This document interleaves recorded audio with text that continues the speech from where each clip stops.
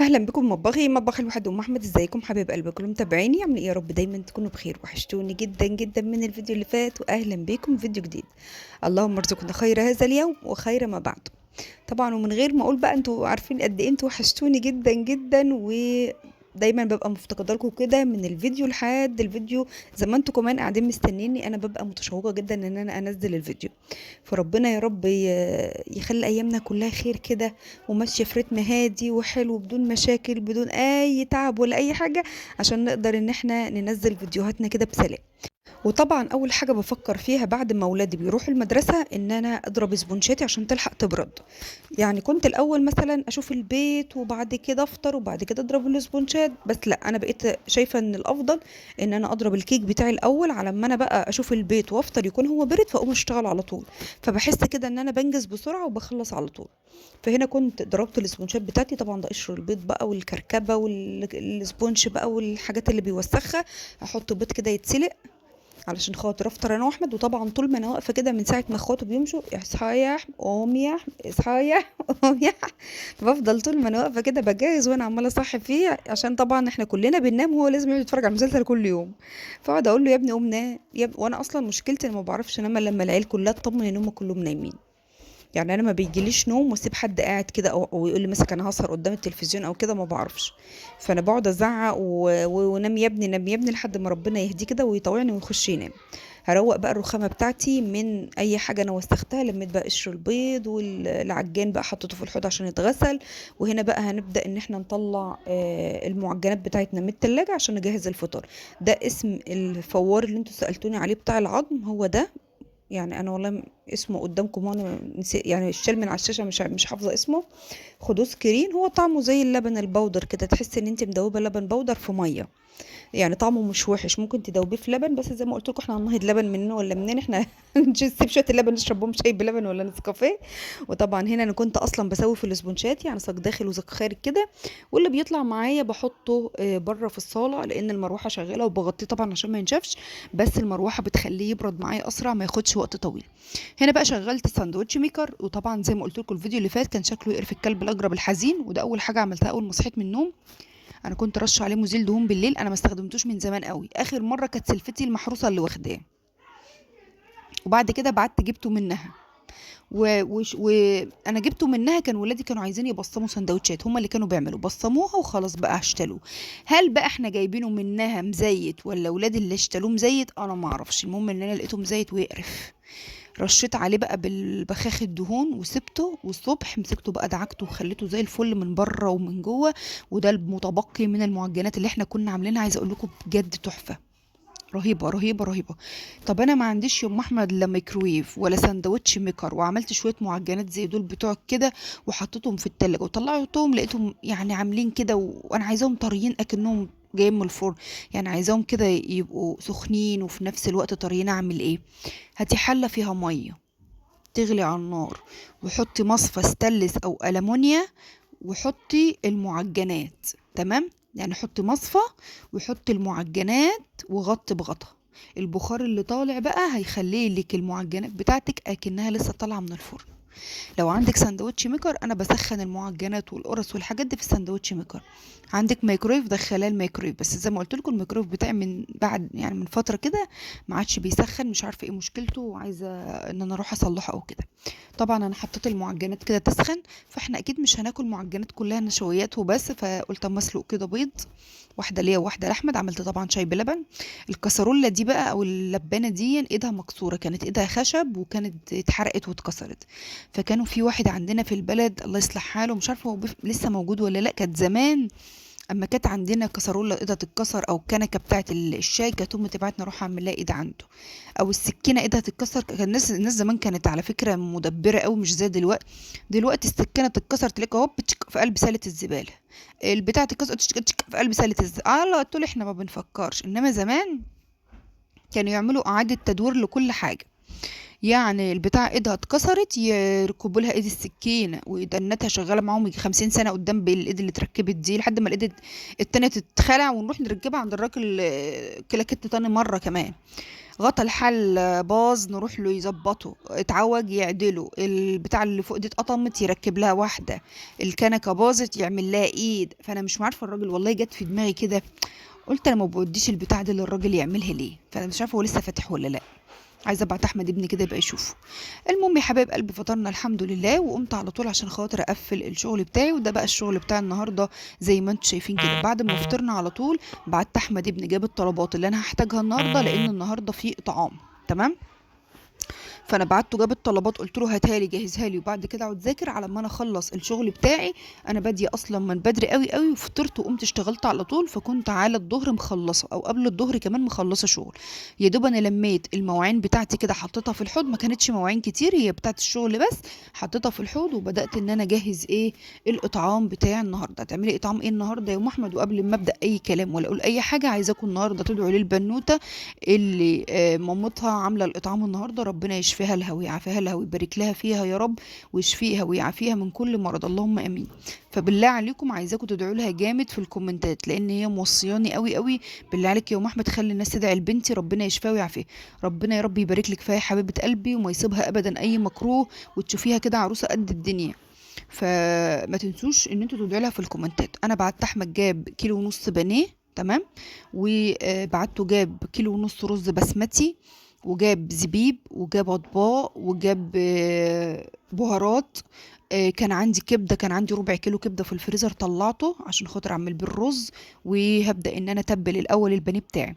طبعا البانيه انا نقعته شويه في ليمون وملح ودقيق، وبعد كده رحت خفيت المواعين شويه غسلت منهم شويه، ورجعت قلت اما اتبل البانيه اخد تتبيله على ما انا اخلص بقيه المواعين. انا برضو مش عايزه ايه اكوم المواعين، لان طبعا لسه في اطعام وهنوسخ مواعين تاني، فانا مش عايزه الدنيا تتكوم عليا.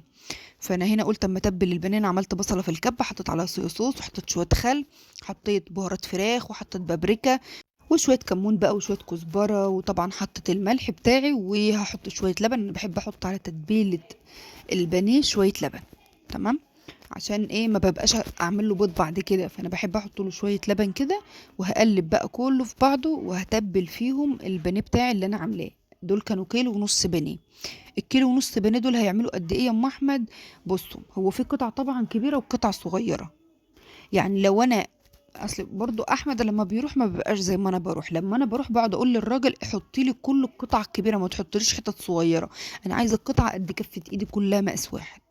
فاللي هو بقى بتأمر، فاهمين؟ وبرضو ببقى يعني بعرف اتصرف، بعرف اجيب. انما ابني بيروح بيجيب الكيلو ونص بانيه على بعضه، بيبقى في حتت صغيره حتت كبيره، فطبعا الحته الصغيره مش هينفع لوحدها، بتبقى عايزه حته جنبها. فانا بعملهم بيجوا في رينج 12 وجبه، يعني زي كده الكيلو ونص ده. فانا مسكتهم تبلتهم كده زي ما انتم شايفين. الكبده قطعتها حتت صغيره، وحطيت عليها توم، كمون، فلفل اسمر، ملح فقط. الكبده متحطش فيها اكتر من كده. توم وكمون وفلفل اسمر وملح، وحطيت شويه زيت صغيرين، وقلبتها كده وهسيبها مركونه على جنب لحد ما اجي ايه اسويها. تمام. اللهم صل على النبي. كده نقعت الرز بتاعي، وهنا كملت غسيل المواعين بتاعتي لحد ما خلصت خالص. كان الرز بتاعي اتنقع نص ساعة، صفيته، وهبدأ بقى ان انا ايه اسوي على طول. هسوي الرز واحمر البانيه. البانيه اخد معايا تقريبا 3/4 ساعة في التتبيلة، بس عايزه اقول لكم والله كان واخد من التتبيلة وجميل. يعني رغم ان هو ما قعدش كتير، بس كان بجد كان حلو، كان واخد من التتبيلة قوي. هنا بقى حطيت زيت على سمنة، وحطيت كمان اللهم صل على النبي كده ايه البهارات بتاعتي والليمون والكلام ده. اكتر سؤال بتسأله وبيجيلي يا ام احمد، هي الوجبة بتتكلف كام؟ يعني انا لو عايزه اعمل مثلا 10 وجبات يتكلفوا كام؟ انا معرفش يا جماعة 10 وجبات يتكلفوا كام. هي كل طعام بيجي برزقه. يعني اللي بيبعت لي 500 جنيه، 1000 جنيه، 2000 جنيه، حسب. انا بجيب طلبات على اساسهم.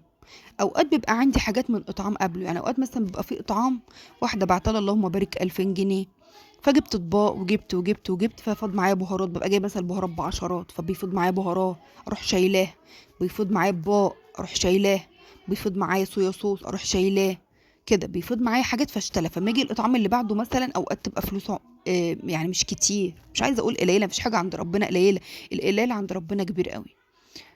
فبروح حاطه الحاجات مكمله ده بده. يعني الاطعام بتاع النهارده ده كان 500 جنيه، بس كان عندي حاجات، يعني كان عندي بهارات، كان عندي صويا صوص، كان عندي كبده زي ما قلت لكم طلعتها. انا كنت جايبه مره نص كيلو، كنت عملت مره ربع للولاد كده سندوتشات وبقى ربع، قلت اما اطلعه اعمل بالرز.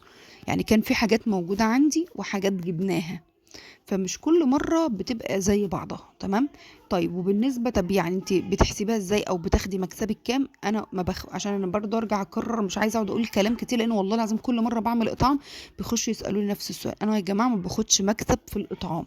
انا لو بقدر بحط عليه في حاجة بحط، مش باخد فيه مكسب. يعني اوقات بزود كفتة من عندي، اوقات بزود حاجة من عندي، بحب ان انا اساهم فيه كمان، مش احب ان انا اخد منه. لا، انا بحب ان انا اساهم فيه، ويعني ببقى مبسوطه قوي وانا بعمله وفرحانه قوي وانا بعمله، وبحس كده ان ايه، ان انا ماشيه بستر ربنا والله عشانه. يعني يعني زي ما بيقولك ايه، انا ما بصدق يجي حاجه زي دي عشان خاطر اساهم فيها وابقى ليا يدي فيها وابقى ليا ثواب فيها. فربنا يجازي يا رب صاحبه الاطعام ويشفي لها بنتها يا رب، ويبارك لها فيها وما يخسرها فيها ابدا، ويجازينا معاها كده، اللهم امين. طبعا الرز، عشان 100 مره بيقولوا لي انت عملت الرز ازاي يا ام احمد؟ يا جماعه اللهم صل على النبي كده، الرز ما تيجي تعمليه بالكبده ما تحطيش الكبده مع الرز، علشان ما تزفرش الرز. يعني ما تسويهاش وتقومي ساقطه عليها الرز، لا، انت سوي الرز لوحده والكبده لوحدها. فانا بالرز بعمله يا اما بحط له بصله يا اما ما بعملوش ببصله، كده حلو وكده حلو.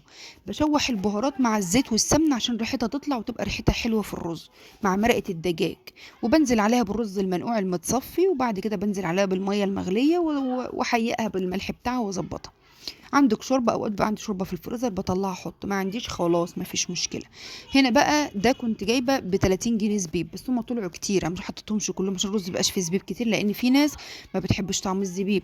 بس الزبيب ده لو انت نقعتيه في ميه مغليه نص ساعه مش هيبقى مسكر، يعني هينزل سكره. فانت بقى تصفيه بعد كده وتحمريه، ما هيبقاش طعمه مسكر في الرز، فحتى اللي ما بيحبش زبيب مش هياخد باله ان فيه زبيب.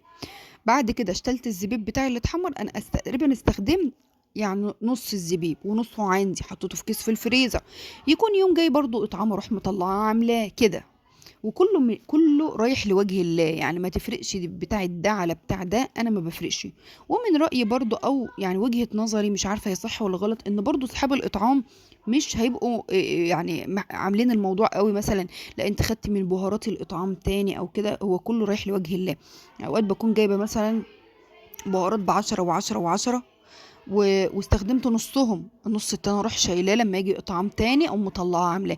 الاطعام بتاع النهارده ما جبتش بس الا بهارات فراخ لان ما كانش عندي، انما كان عندي بابريكا، كان عندي كركم، كان عندي ليمون، كان عندي قرفه خشب، كل الحاجات دي كانت موجوده عندي.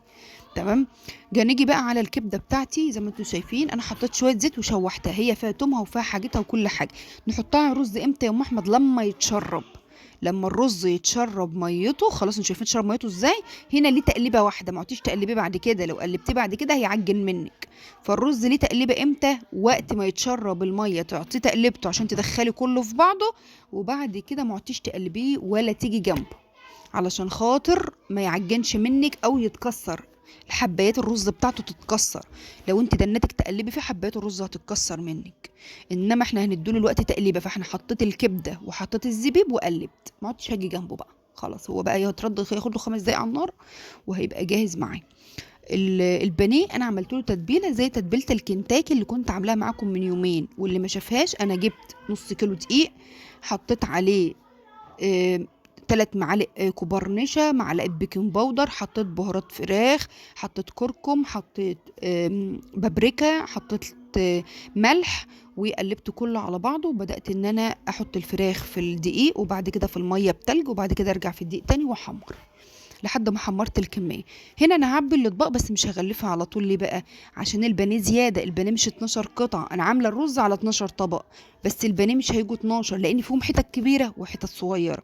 فانا هعبي الحتت الكبيره، والحتت الصغيره دي بقى هتعملي بقى إيه يا ام احمد؟ هقسمها على الاطباق، كل طبق احط فيه نص حته زياده، طبق الاقي فيه حته بانيه مش كبيره احط له حته كمان كده، يعني اظبطه. عايزه اقول لكم ريحه الرز كانت خطيره خطيره خطيره بجد، ريحته كانت بالكبده كده، كانت تحفه. انا اتبسطت قوي ان انا افتكرت ان الكبده دي وطلعته وعملته بيه، فكنت مبسوطه قوي ان هو ريحته طالعه حلوه كده. انا ببقى فرحانه قوي لما تكون الحاجه حلوه وريحتها حلوه. عبيت بقى الاطباق كده اهو. ايوه، انا بقيت برص جنبي كده، قلت عشان خاطر والله يا احمد قال لي ماما غلف، قلت له لا استنى لما اخلص عشان خاطر البانيه زياده احطه في الاطباق وبعد كده نبقى نغلف براحتنا. فاض معايا ايه بقى، 6 حتت بانيه. فاض معايا 6 حتت بانيه بس حجمهم مش كبير. فانا جيت بقى قسمتهم وحطيت في كل طبق، طبعا ال6 حتت لما تقسموا عملوا 12 حته، فكل طبق اتحط فيه حته ونص. هتقولي طب ما انت كنتي بقى مش بايخه كده ان انت قسمتيهم مثلا، او كنت من الاول كان ممكن من الاول اقسمهم وهو لسه بانيه بصراحه، واحمرهم على هذا الاساس عشان تبقى الحته ايه متغلفه بالبتاع، ما تبقاش مقصوصه كده. بس ان شاء الله المره الجايه. بس عامه يعني ما فيش مشكله، انا اديت في كل طبق حته ونص كده من البانيه اهو، على اساس ايه يبقى البانيه فيه حلو كده وجميل اهو. دي كانت حته حطه كبيره اهي، حطيت في كل طبق كده حته ونص حته ونص لحد ما رصيت في الاطباق كلها. لو كان في دماغي من الاول او كنت عديتهم، انا ما عديتهمش والله، انا حطيتهم ببركتهم كده وتبلتهم ببركتهم وبقيت احمر برضو ببركتهم. ما ببقاش احب اعد الحاجه كده، بحس ان بركتها تقل. شايفين اللهم بارك ال 12 وجبه بالظبط اهو. حله الرز خلاص. وهنا بقى ايه، انا طبعا ما بطلع البانيه بطلعه على شبك علشان خاطر ايه يفضل حلو كده.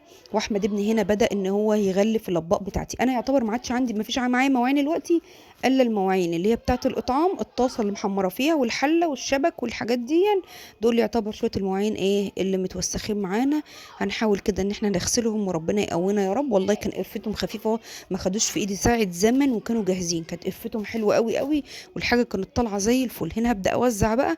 اشوفكم فيديو جديد، مع الف سلامه.